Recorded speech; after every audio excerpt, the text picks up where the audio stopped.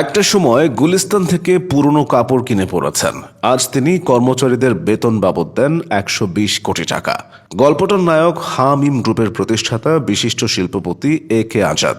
এ কে আজাদের হামিম গ্রুপ তৈরি পোশাকের পাশাপাশি চা, পাট ও পরিবহন সেক্টরেও দাপিয়ে বেড়াচ্ছে। মিডিয়া জগতেও তার শক্ত পদচারণা।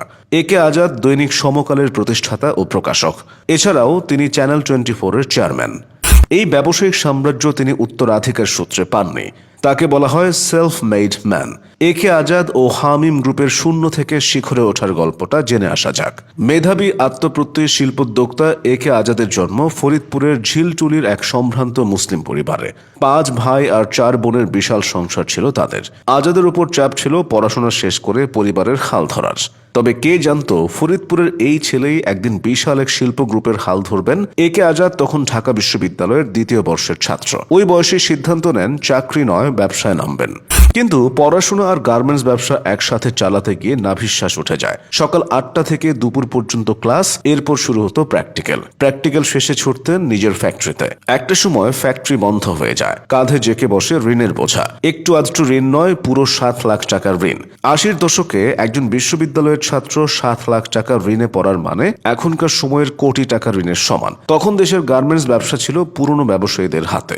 এ কে আজাদ সিদ্ধান্ত নেন পুরনো ব্যবসায়ীদের সিন্ডিকেট ভাঙতে হবে। নবীন ব্যবসায়ীদের নিয়ে এই কঠিন কাজে নেমে পড়েন। ব্যবসায়ীদের সংগঠিত করেন। তাদের আন্দোলন সফল হয়। তারপর এ কে আজাদ নতুন করে ব্যবসা শুরু করেন। কোনো রকমে অফিসের ব্যবস্থা করেন।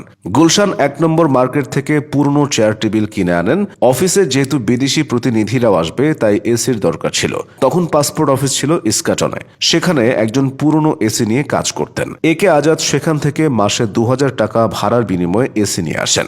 এমনই ছিল তার তরুণ বয়সের পথ চলা।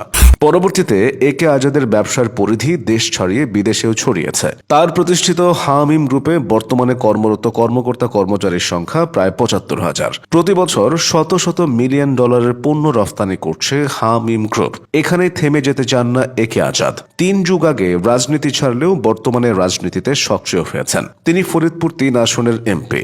এ কে আজাদ ব্যবসায়ীদের শীর্ষ সংগঠন FBCCI এর সভাপতির দায়িত্ব পালন করেছেন। ব্যবসায়ী হিসেবে তিনি দেশকে অনেক কিছুই দিয়েছেন। ফরিদপুরের সামাজিক ও অর্থনৈতিক উন্নয়নে কাজ করছেন। স্কুল ও কলেজ প্রতিষ্ঠা করেছেন। চিকিৎসা প্রতিষ্ঠান গড়ে তুলেছেন। এছাড়া হামিম ট্রেনিং সেন্টারের মাধ্যমে তরুণদের প্রশিক্ষণের ব্যবস্থা করেছেন। তার লক্ষ্য তরুণদের ট্রেনিং দিয়ে ঢাকায় নিয়ে চাকরির ব্যবস্থা করা। এ কে আজাদের স্বপ্ন তিনি ফরিদপুরে একটি শিল্পাঞ্চল গড়ে তুলবেন। এতে বহু মানুষের কর্মসংস্থান হবে। পরিশ্রম আর সততাকে পুঁজি করে সফল হওয়ার জন্য এ কে আজাদ উদাহরণ হয়ে থাকবেন।